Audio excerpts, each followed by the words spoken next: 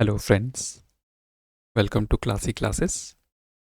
यह चैनल भारत में होने वाली विभिन्न exams right from the civil services examination like UPSC, state PCS और even SSC, as well as जो बाकी एग्ज़ाम्स होते हैं जैसे कि सेमेस्टर एग्ज़ाम्स हो गए कॉलेजेस के, चाहे वो लॉ का हो, चाहे वो आर्ट्स का हो, विभिन्न सब्जेक्ट्स के।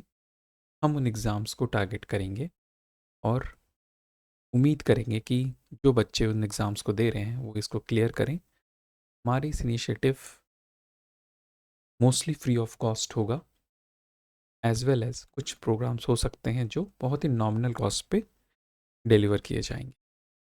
सो I welcome you all in this channel classy classes. आज हम यूपीएससी एग्ज़ाम के बारे में जानेंगे,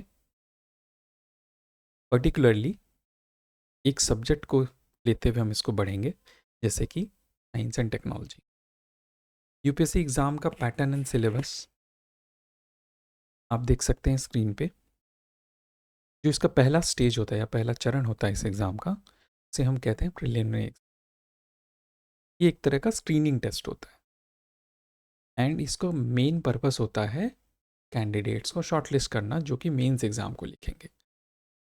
इसका कहने का मतलब है कि जो मार्क्स आप प्रीलिम्स एग्ज़ाम में स्कोर करोगे वो आपके फाइनल मेरिट को डिसाइड नहीं कर, वो आपके फाइनल मेरिट में नहीं जोड़े जाएंगे। आपके फाइनल मेरिट में मेंस एग्ज़ाम में जो आप स्कोर ऑब्टेन करोगे प्लस जो आप इंटरव्यू या जिसको पर्सनालिटी टेस्ट भी कहते हैं उसमें जो आप मार्क्स ऑब्टेन करो उनको जोड़ के डिसाइड किया जाए। सो अगर हम इस एग्ज़ाम को प्रीलिम्स के स्टेज में देखें तो दो पेपर्स होते हैं प्रीलिम्स में, दोनों कंपलसरी पेपर्स हैं, विच मीन्स आपको दोनों पेपर में अपीयर होना है। ऑब्जेक्टिव नेचर होता है इनका। Total 400 marks, 200 marks each, right. Duration exam 2 hours, right. अब इसमें नेगेटिव मार्किंग भी होता है जो इस एग्ज़ाम को थोड़ा डिफिकल्ट बनाता है, डिफरेंट बनाता है। For every one question if you answer it wrong 1/3 marks will be deducted. If you do not attempt the question, no negative marks. Medium of examination दो मीडियम है, हिंदी से आप अटेम्प्ट कर सकते हैं एग्ज़ाम, एल्स इंग्लिश। अब जानते हैं थोड़ा इस सिलेबस के बारे में। मुख्यतः जो पेपर 1 होता है उसको हम लोग कहते हैं जनरल स्टडीज़ पेपर 1। मैं प्रीलिम्स की बात कर रहा हूँ, जिसका सिलेबस आप स्क्रीन पे देख सकते हैं। Current events of national and international importance, जिसको मैंने हाईलाइट किया है। इसके अलावा इसमें अलग अलग सब्जेक्ट्स जैसे कि history, geography, polity, governance, economic and social development, general issues of environment, ecology, biodiversity, climate change and general science. तो जैसा कि मैंने कहा हम लोग साइंस एंड टेक्नोलॉजी से स्टार्ट करेंगे।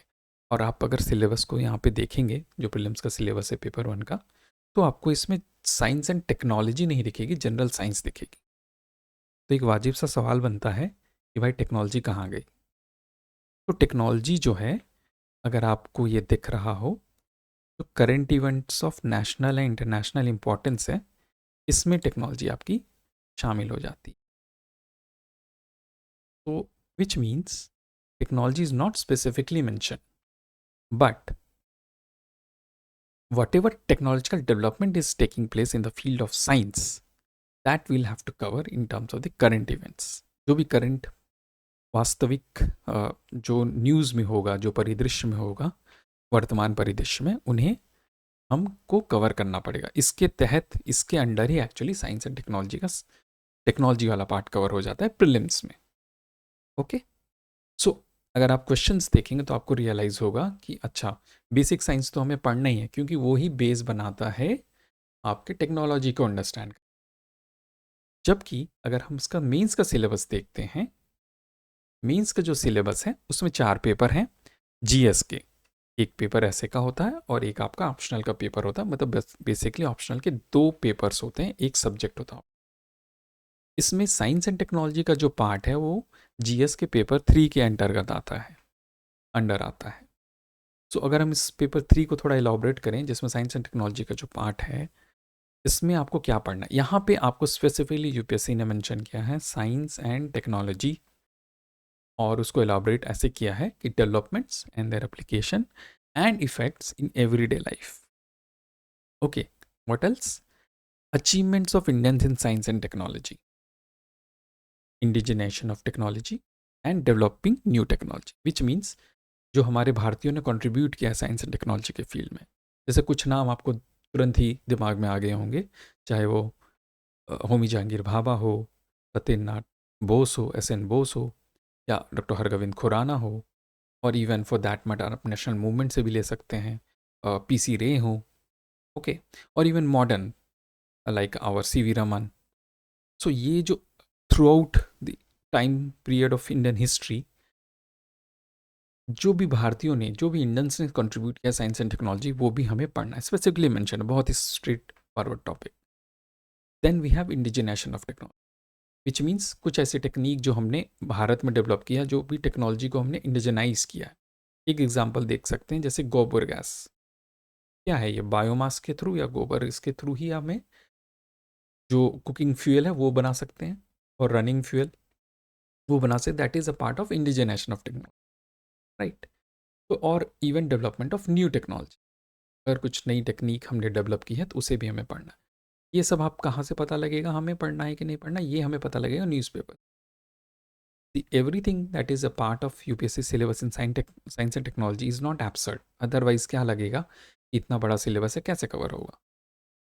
अगर हमें इसे कवर करना है तो हमें ध्यान रखना है, यूपीएससी चाहती है कि जो भी एग्ज़ाम्स अपीयर हो रहे हैं, जो भी कैंडिडेट अटेम्प्ट कर रहे हैं, मीन्स लेकर हैं, उन्हें एटलीस्ट इतना ज्ञान तो होना चाहिए कि वो आसपास क्या चीज़ें न्यूज़ में हैं with respect to science and technology, उनके बारे में एक बेसिक आइडिया. कोई नहीं कह रहा कि आप उस पर रिसर्च करें, कोई नहीं कह रहा कि आप उस पर करें, कोई नहीं कह रहा कि उसके बहुत ही ज़्यादा तकनीक या टेक्निकल डिटेल्स में जाए.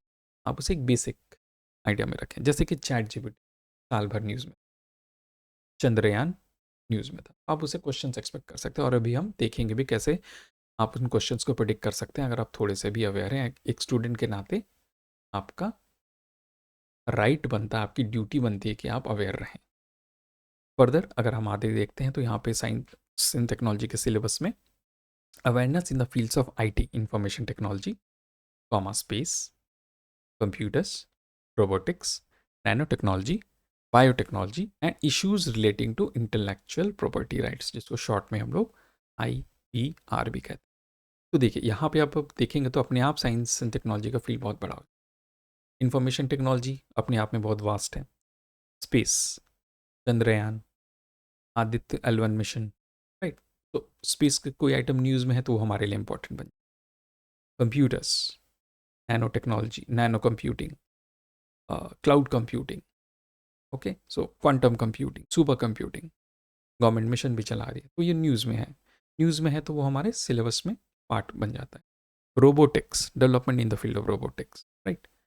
द नैनो टेक्नोलॉजी बहुत ही ज़्यादा हर almost it is always in the news. Nano technology बहुत सारे एप्लीकेशंस हैं तो उन्हें हमें ध्यान में रखना पड़ेगा. Biotechnology, vaccine development etcetera and all, okay. Then various test. तो ये सारी चीज़ें साइंस एंड टेक्नोलॉजी का हिस्सा बनती. And issues related to IPR के अंदर हम लोग जब पढ़ेंगे तो देखेंगे बहुत तरह के राइट्स मिलते हैं. ये राइट्स इसलिए दिए जाते हैं कि कोई आपने जो इन्वेंटर ने कोई एक इंटेलेक्चुअल प्रॉपर्टी क्रिएट, वो एक इन्वेंटर हो सकता है. अगर वो कुछ मशीन या कुछ ऐसी चीज़ें उसने बनाया है तो उसे पेटेंट मिलेगा. अगर वो आर्टिस्ट है तो उसे कॉपीराइट मिलेगा. किसी ने बुक लिखी, किसी ने म्यूज़िक बनाया, उसे कॉपीराइट दिया जाए, तो वो एक तरह की इंटेलेक्चुअल प्रॉपर्टी है. तो इनके भी कुछ राइट्स हैं. There are certain IPR rules, there is patent act, okay.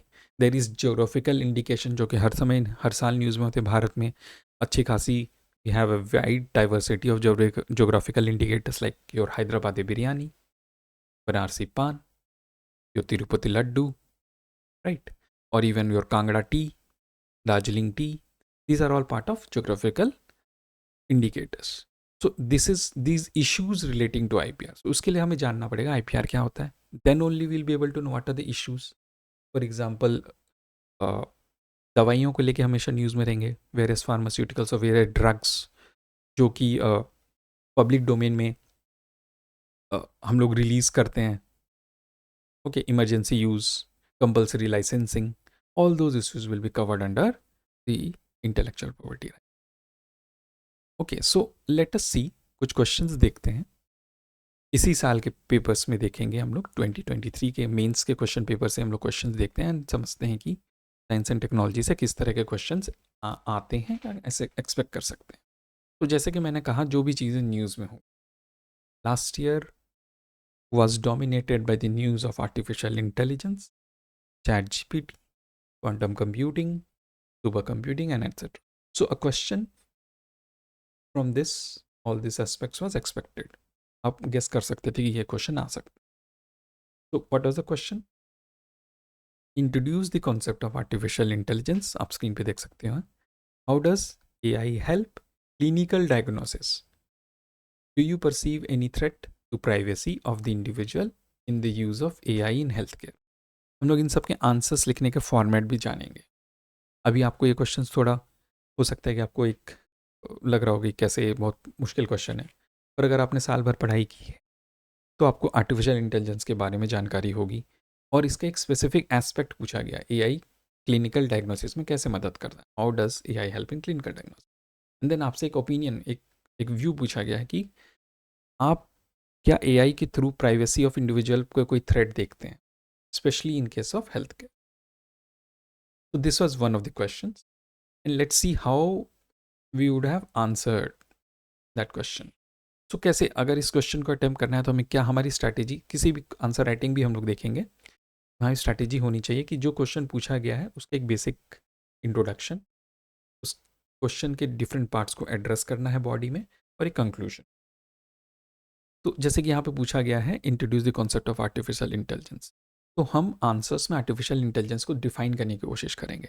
कोई रटा रटा आंसर नहीं होता है जो आपकी समझ में है, क्योंकि ये साइंस का टॉपिक है, तो एक बेसिक टॉपिक के बारे में अगर आपको आइडिया है तो आप उसको अपने शब्दों में लिख सकते हैं, you can write it down in your own words, but it should at least adhere to the expected definition. So जैसे कि आर्टिफिशियल इंटेलिजेंस दो वर्ड से बना हुआ है, आर्टिफिशियल एंड इंटेलिजेंस।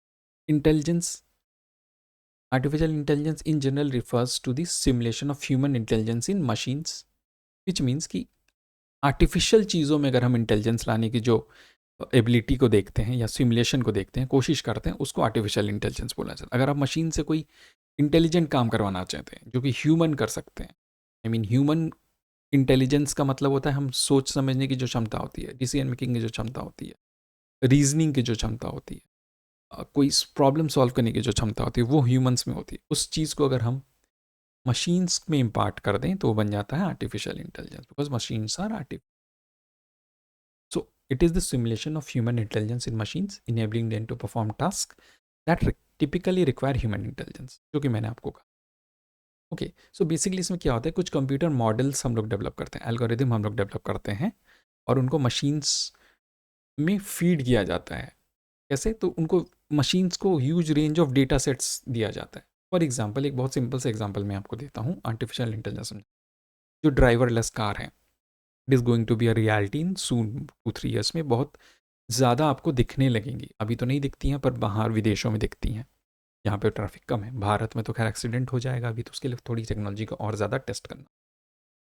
तो उसमें क्या होता है, ड्राइवरलेस कार मतलब वहाँ पे कोई ड्राइवर नहीं चला रहा होगा, आपके बदले एक मशीन जो है उस कार को ड्राइव कर रही है या गाइड कर रही है। तो उसमें बहुत सारे सेंसर्स यूज़ होते हैं, डिस्टेंस सेंसर है, लिडार होता है, साउंड सेंसर होता है। तो व्हाट दे डू, ये सेंसर बहुत सारे डेटा कैप्चर करती है कि मेरे सामने गाड़ी है कि नहीं, लेफ्ट गाड़ी है कि नहीं, राइट में गाड़ी, देन स्पीड सेंसिंग करती हैं, एंड उसके बेसिस पे वो गाड़ी की स्पीड और मूवमेंट कंट्रोल करती है, right. So that machine is driving the car, not a human, and it is able to do that because of the various data set it has been fed into. उसको बहुत सारे trials में ये दिखाया गया है कि चलो अगर सामने 60 मीटर्स तक कुछ नहीं है तो आप इस स्पीड से चल सकते हो, और जैसे ही सामने कुछ नज़र आता है, ह्यूमन है, उसको ये ट्रेस करना, उसको आइडेंटिफाई करना दिखाया गया है, डेटा सेट दिया गया। डेटा सेट क्या हो सकता है, अगर उसे आइडेंटिफाई करना है तो पिक्चर्स हो सकती हैं, ओके, क्या हो सकता है, स्पीड ऑफ साउंड हो सकता है, राइट। तो वो डेटा सेट के थ्रू गुजार के that vehicles becomes an driverless car और driverless vehicle. So that is how we are able to impart intelligence to machine.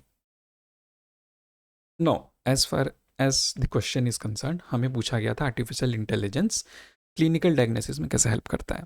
तो क्लिनिकल डायग्नोसिस मतलब किसी बीमारी को पकड़ना। तो आर्टिफिशियल इंटेलिजेंस कैसे हेल्प करता है? अभी के टाइम पे आप सब लोग स्मार्ट वॉचेस यूज़ करते हैं, राइट? और उससे पहले अगर हम स्पेसिफिकली क्लिनिकल डायग्नोसिस बात करें, मतलब उसमें कुछ टेस्ट होते हैं जैसे एक्सरे, सभी लोगों ने कराया होगा, यस, आपको सीटी स्कैन, एमआरआई स्कैन, तो उसको बोलते हैं मेडिकल इमेजिंग। हाथ पैर टूट गया तो आर्टिफिशियल इंटेलिजेंस को आप क्या कर सकते हैं, बहुत बार आपने देखा होगा, अगर आप सीटी स्कैन की रिपोर्ट लेने जाएंगे तो वहाँ पे एक रेडियोलॉजिस्ट या इसका साइन होता है और उसके ऑब्जर्वेशन होते हैं कि ये हड्डी टूटी है कि नहीं है, किस तरह का फ्रैक्चर है, अगर फ्रैक्चर से रिलेटेड है, या ट्यूमर है कि नहीं है। तो अगर आप CT scan artificial intelligence machine को ये इस तरह के रिपोर्ट्स फेड करें, या एक्सरे की रिपोर्ट या सीटी स्कैन की रिपोर्ट फेड करें और उसके ऑब्जर्वेशंस को मैच करें, तो it over a period of time, अगर उसे ह्यूज डेटा सेट से गुजारा जाए तो it will be able to predict whether it's a fracture or not, कोई फ्रैक्चर है या नहीं है, कोई ट्यूमर है या नहीं है, right? So that is how artificial intelligence can be use in medical imaging to predict any tumour और any disease, right? Second, again artificial intelligence के थ्रू हम बहुत सारे हेल्थ रिकॉर्ड, जो huge amount of health record है, electronic health record है या patient का डेटा है, उसको हम लोग फीड करके एक पैटर्न आइडेंटिफाई कर सकते हैं कि भाई इतना इतना, अगर हम लोग फैट का लेवल, ट्राइग्लिसराइड्स का लेवल देखते हैं या जिसको कोलेस्ट्रॉल का लेवल देखते हैं, उसके बेसिस हम लोग प्रिडिक्ट कर सकते हैं भाई इसको कोरोनरी आर्टरी डिजीज होने का चांसेस है या उसे हार्ट अटैक का रिस्क है, right? How is it possible? अगर हम उसे एआई मशीन को हम लोग बहुत सारा डेटा फीड करें, बहुत सारे पेशेंट्स जिनको हार्ट अटैक हुआ उनका देखें कि उनके टेस्ट रिपोर्ट में क्या निकल के आया एंड उनको वो फीड, तो that is being done to a machine, that is which that data is being fed into that machine. उस मशीन को ये डेटा दिया जा रहा है, तो डेटा एनालिसिस का काम करेगा, हमारा बहुत सारा टाइम सेव कर। Third, drug discovery. ये बहुत ज़रूरी है अभी के टाइम पे, जब बीमारियाँ, नई नई बीमारियाँ निकल के आ रही हैं, हमारे पास बायोलॉजिकल डेटा है, तो हम उसको आर्टिफिशियल इंटेलिजेंस के बेसिस पे प्रोसेस करके पोटेंशियल ड्रग कैंडिडेट्स आइडेंटिफाई कर सकते हैं कि ये दवाई इस बीमारी को ख़त्म कर सकती है। अदरवाइज़ हमें बहुत समय लगता है। किसी दवाई के ड्रग्स या दवाई के वेरियस स्टेजेस होते हैं ट्रायल के, उन स्टेजेस को पार करने के बाद वो अप्रूवल मिलता है। पर अगर हम लोग आर्टिफिशियल इंटेलिजेंस का यूज़ करें तो नया ड्रग निकाल के उसका अ, उसको एफिकेसी चेक करने में हेल्प कर सकता है, right? Then potential drug candidates निकालने में हेल्प कर सकता है, राइट? अगेन, रिमोट मॉनिटरिंग, ये बहुत अच्छा फीचर है। ये आप ये समझिए कि आजकल हम लोग जो स्मार्ट वॉचेस पहनते हैं उसमें भी बहुत सारे सेंसर्स होते हैं, जैसे कि ऑक्सीजन सेंसर है, ब्लड हार्ट रेट मॉनिटर है, ब्लड प्रेशर मॉनिटर है। तो ये क्या करता है, ये बेसिकली ये devices are like artificial intelligence power devices only, जो कि पेशेंट की हेल्थ कंडीशन को मॉनिटर करके अर्ली साइंस डिटेक्ट करके बता सकती हैं, और आपको जो भी वो पेशेंट से रिलेटिव हैं या पेशेंट से रिलेटेड उनको इन्फॉर्मेशन दे सकती है कि हाँ भाई कुछ दिक्कत है या नहीं है। फॉर एग्जाम्पल, बहुत last year I think there was a case of Sourav Ganguly collapsing on the treadmill. तो वो कोलैप्स कर गए, जबकि he is a very fit cricketer and all. Still जो वॉच पहनी थी, उन्होंने आई वॉच पहनी थी आई थिंक, उसने ट्रिगल कॉल कर दिया, पैनिक कॉल किया डॉक्टर को, and within few minutes he was being taken to the hospital. So how is that possible? Because of this A I power device, right? So ये आपका एक answer का एक framework बन गया, ये चीज़ें आपको लिखनी, और ये चीज़ें कोई बड़ी बात नहीं है। अगर आपने न्यूज़ में देखा है तो आप नोट डाउन कर सकते हैं, बहुत सारी मैगजीन्स आते हैं जिनको आप कवर करेंगे, फिल्म्स के लिए भी, मेंस के लिए भी, और उनके बेसिस पे आप ये आंसर्स फ्रेम कर सकते हैं। Then there is the second question that we are going to see. So second question था कि discuss several ways in which microorganisms can help in meeting the current fuel shortage. तो ये भी बड़ा straight forward सा part सा, सीधा सा पार्ट सा क्वेश्चन था। पूछ रहा है कि माइक्रो ऑर्गेनिजम्स, जो सूक्ष्म जीव होते हैं, वो करंट फ्यूल शॉर्टेज को कैसे हेल्प कर सकते हैं। 10 मार्क्स का क्वेश्चन था, previous question was also of 10 marks. तो ये बहुत मतलब आपको अभी के टाइम पे हम we all can see the importance of finding various sources of renewable energy और अल्टरनेटिव सोर्सेज ऑफ एनर्जी, इससे जुड़ा हुआ था। चूंकि इसमें माइक्रो ऑर्गेनिज्म्स आ गया तो थोड़ा आपको इसमें साइंटिफिक पर्सपेक्टिव डालना था, तो इसमें आपको कहीं नहीं कह रहा कि आपको माइक्रो ऑर्गेनिज्म्स का नाम लेना, बस इसमें कह रहे हैं कि तरीका बताइए कैसे माइक्रो ऑर्गेनिज्म्स हेल्प कर सकते हैं फ्यूल शॉर्टेज, जो अभी हमें कमी हो रही है करंट फ्यूल शॉर्टेज की, उनको मीट करने। तो ये भी अगर हम लोग देखें तो माइक्रोऑर्गेनिज्म्स एंड फ्यूल शॉर्टेज पे आप अगर न्यूज़पेपर्स में पढ़ेंगे तो हर साल, अभी भी इस साल भी, लास्ट ईयर भी न्यूज़ में था, जैसे गवर्नमेंट ने इथेनॉल ब्लेंडिंग प्रोग्राम लॉन्च किया है, तो वहीं से जुड़ जाता है। You can expect that. So पहला चीज़ क्या है, माइक्रोऑर्गेनिज्म्स कैसे हेल्प कर सकते हैं बायो इथेनॉल के प्रोडक्शन में। अब बायो इथेनॉल के प्रोडक्शन मतलब बायो इथेनॉल में क्या होगा, हम लोग कुछ माइक्रोऑर्गेनिज्म्स यूज़ करेंगे, जैसे कि ईस्ट यूज़ कर लिया, एंड दैट विल डिकम्पोज और that will ferment the biomass. पर यहाँ पे स्पेसिफिक बायोमास है, क्योंकि हमें इथेनॉल बनाना है तो हमें स्पेसिफिक बायोमास यूज़ करना होगा। मतलब कॉर्न यूज़ कर सकते हैं, सेलुलोजिक मटेरियल यूज़ कर सकते हैं, शुगर केन बगास जिसको बोलते हैं उसको यूज़ कर सकते हैं, और उसके बेस उसको कन्वर्ट करके इथेनॉल बना सकते हैं। It's called bioethanol because it's been obtain from biomass, specific biomass. अब बायो इथेनॉल से क्या करें, उससे तो पूरी गाड़ी चल नहीं सकती, आपका बाइक तो नहीं दौड़ेगा उससे। क्या करना है, हमें उसको ब्लेंड करना है। तो बेसिकली बायो इथेनॉल प्रोडक्शन को हम लोग एक्यूमुलेट करके, जो भी पेट्रोल पंप में आप जाएंगे तो आजकल देखेंगे जो लेटेस्ट गाड़ियाँ आ रही हैं उसमें लिखा रहता है E15, राइट। तो बेसिकली वो क्या है, दैट इज़ ब्लेंडिंग रेशियो कि 15% उसमें बायो इथेनॉल है और रिमेनिंग 85% इज़ योर पेट्रोल। तो दैट इज़ बायो इथेनॉल। तो एक तरीका ये माइक्रोनिज्म्स के थ्रू हम लोग ये फ्यूल शॉर्टेज को कटेल कर सकते हैं कि आपको जहाँ 100 लीटर पेट्रोल की ज़रूरत थी, अब 85 लीटर में काम चल जाएगा, हमारे पास 15 litre bio ethanol. Similarly biodiesel production में भी हेल्प लिया जा सकता है माइक्रो ऑर्गेनिज्म्स का, जिसमें क्या यूज़ होगा, एल्गी। बायोइथेनॉल के केस में हमने ईस्ट किया, बायोडीजल के केस में हमें एल्गी यूज़ करना पड़ेगा। एल्गी क्या करते हैं, वो एक्यूमुलेट करते हैं लिपिड्स। लिपिड्स बेसिकली फैट का ही एक तरह का फैट होता है। अब उस लिपिड से क्या कर सकते हैं, उस लिपिड को बायोडीजल में बना दीजिए। एक प्रोसेस होता है ट्रांसहिस्ट्रिफिकेशन, जिसको हम लोग पढ़ेंगे जब सिलेबस हम लोग आगे बढ़ेंगे, तो उस प्रोसेस के थ्रू लिपिड्स को कन्वर्ट कर दिया जाएगा biodiesel. So that's how biodiesel is being produce. उसको भी हम लोग यूज़ करेंगे, और बायोडीजल जो डीजल की गाड़ियों में, वहाँ बायोडीजल यूज़ हो जाएगा। Third is your methane production. ये तो सब जानते हैं, एनारोबिक प्रोसेस से मीथेन बनता है, जैसे कि श्वाम्स हो गए, मार्शेज एरिया में देखिएगा मीथेन गैस ऑटोमेटिकली बन जाती है, वहाँ पे ऑक्सीजन की कमी है, तो जो डाइजेशन बोली या जो फॉर्म ऑफ फर्मेंटेशन होगा वो एनारोबिक होगा, मतलब कम ऑक्सीजन इन्वायरमेंट में जो भी वो होता है, डिकम्पोजिशन होता है, वो एनारोबिक काइंड ऑफ डिकम्पोजिशन होता है, उससे बनता है methane gas. Methane gas is also source of energy, हम लोग उसको यूज़ कर सकते हैं, right. Then another is your hydrogen production. कुछ ऐसे फोटोसिंथेटिक बैक्टीरिया हैं जो हाइड्रोजन बना सकते हैं थ्रू फोटोलिसिस, मतलब वाटर को ब्रेक कर सकते हैं। फोटोलिसिस, कोई भी वर्ड में अगर लाइसिस आ जाए उसका मतलब होता है ब्रेकिंग, जैसे electrolysis, breaking down of electro, मतलब दो कंपोनेंट्स में ब्रेक। फोटोलिसिस मतलब लाइट के प्रेजेंस में वाटर को ब्रेक करना, फोटोलिसिस, फोटोलाइसिस। तो फोटोलिसिस ऑफ वाटर करेंगे तो हाइड्रोजन निकलेगा, H2+। H2O को आप तोड़िए, क्या बन सकता है, हाइड्रोजन गैस, ऑक्सीजन। तो उसे हाइड्रोजन जो है वो, ऐसे भी हम लोग ग्रीन हाइड्रोजन मिशन चला रहे हैं, तो हाइड्रोजन प्रोडक्शन किया जा सकता है सर्टेन फोटोसिंथेटिक बैक्टीरिया के through. Lastly microbial fuel sales, और भी हैं, पर अगर 10 नंबर का क्वेश्चन है तो हमें 3-4 तो लिखने ही है कम से कम, तो 5 पे मेंशन कर दे। Microbial fuel cells, again fuel cells क्या करेंगे, डायरेक्ट इलेक्ट्रिसिटी जनरेट कर देते हैं अपने कुछ मेटाबॉलिक एक्टिविटी को, मेटाबॉलिक एक्टिवेट्स या मेटाबोलाइट्स को कन्वर्ट करके। कुछ ऐसे बैक्टीरिया हैं जो कि डायरेक्टली फ्यूल सेल्स की तरह बिहेव कर सकते हैं, माइक्रोबियल फ्यूल सेल्स इसलिए उनको हम बोलते हैं, दे जनरेट डायरेक्टली इलेक्ट्रिसिटी। तो ये हमारा एक फ्रेमवर्क हो गया, बस एक सिंपल सा क्वेश्चन था ये कि discuss several ways in microbial can help in meeting current fuel shortage. बहुत ही सीधा था, बट आप इसमें कंक्लूड कर दीजिए कि क्यों इसकी आवश्यकता है। Because India we here like it we import around 80% of our fuel requirement. So इसको अगर हमें कम करना है तो alternate source of energy, renewable source of energy हमें डेवलप करना पड़ेगा। That will be our conclusion. अब आते हैं हम लोग तीसरे क्वेश्चन की तरफ, वो जो है the adoption of electric vehicles is rapidly growing world wide. How do electric vehicles contribute to reducing carbon emissions and what are key benefits they offer compared to traditional combustion engine vehicles। ये भी बहुत अच्छा news में था, तो आप इस questions को भी गैस कर सकते थे। तो क्वेश्चंस क्या आएंगे साइंस एंड टेक में, अदरवाइज तो बहुत ब्रॉड है।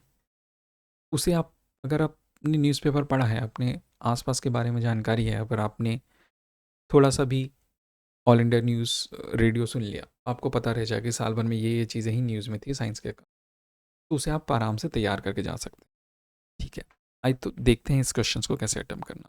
क्वेश्चन क्या पूछा, बहुत सिंपल है कि इलेक्ट्रिक व्हीकल का जो वो है एडॉप्शन वो बढ़ रहा है ग्लोबली वर्ल्ड वाइड। तो एक निश्चय ही क्वेश्चन बनता है कि कैसे इलेक्ट्रिक व्हीकल कार्बन इमिशन को कम करने में हेल्प करते हैं और उसके फ़ायदे क्या हैं compare to your traditional combustion engine vehicle. मतलब जो हमारे पेट्रोल या डीजल इंजन व्हीकल हैं उसके कंपेयर में इलेक्ट्रिक व्हीकल्स कैसे मददगार हैं। तो electric vehicle and carbon emissions are like one stop solution. क्यों?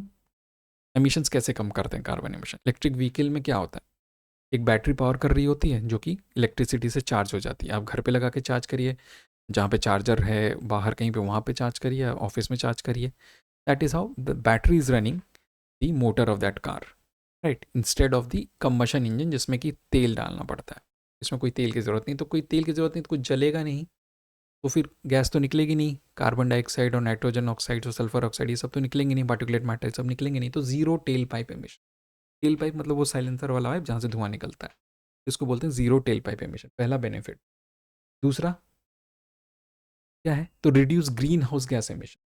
तो भी हमारी हम जो जो बाइक और गाड़ियाँ चलाते हैं उनमें क्या होता है, ग्रीन हाउस गैस एमिशन होता है, carbon dioxide, carbon monoxide, nitrate, oxides of nitrogen, ये ग्रीन हाउस गैसेस हैं। तो इनकी भी एमिशंस कम होंगे अगर हम लोग इलेक्ट्रिक व्हीकल्स यूज़ करेंगे तो, बहुत सिंपल सा है।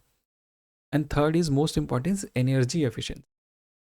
जो पेट्रोल इंजन होते हैं या डीजल इंजन होते हैं इनकी एनर्जी एफिशिएंसी बहुत कम होती है, 30%। अगर आप मान के चलें तो 30% ही एनर्जी एफिशिएंट होती है। Okay, whereas electric vehicles are highly energy efficient, एक चार्ज में अच्छा खासा चलता है।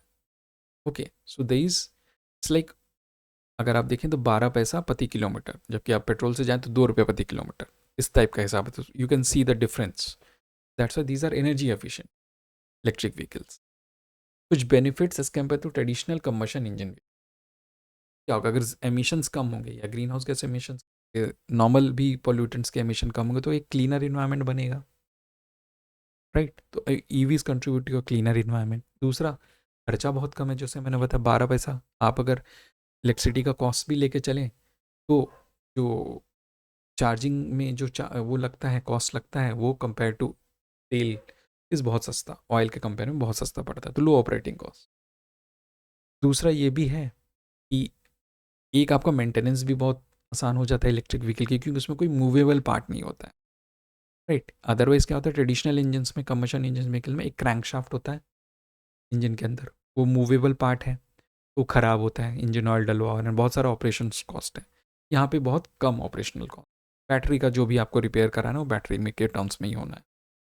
देन फ्यूल, फॉसिल फ्यूल्स पे हमारी डिपेंडेंसी कम हो जाएगी, हम जो बाहर से इंपोर्ट करते हैं, जो डीजल हो गया, पेट्रोल हो गया, क्रूड ऑयल हो गया, इन पे हमारी डिपेंडेंसी कम हो जाएगी अगर हम लोग ईवी पे स्विच कर जाएं। And lastly, energy independence.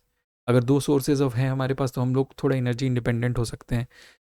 उनका ऑपरेशन बहुत स्मूथ एंड साइलेंट होता है, आपने देखा ही होगा, जो बैटरी वाली बाइक्स आती हैं, ई बाइक्स या इवन कार्स भी, पता ही नहीं चलता, इतना साइलेंट ऑपरेशन। कई बार तो ये रिस्की एंड पे भी हो सकता है, लेकिन at least they do not create noise pollution, so quiet operation. Then flexibility in charging, मतलब क्या है, कहीं पे भी चार्ज कर लो, घर पे लगाना घर पे चार्ज कर लो, गैराज में लगा के गैराज में चार्ज कर लो, ऑफिस गए ऑफिस में चार्ज कर लो। आजकल तो बहुत सारे मेट्रो स्टेशन पे आपने देखा होगा चार्जिंग पॉइंट्स बने हुए हैं।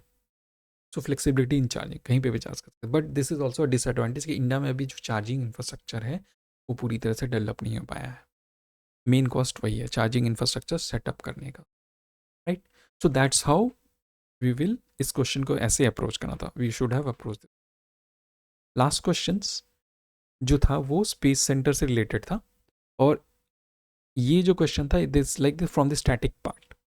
ओके, चंद्रयान मिशन से, इंडस थर्ड मून मिशन से क्वेश्चन जुड़ा हुआ था, लेकिन जो बेसिक था वो था वर्चुअल लॉन्च कंट्रोल सेंटर का क्या रोल है।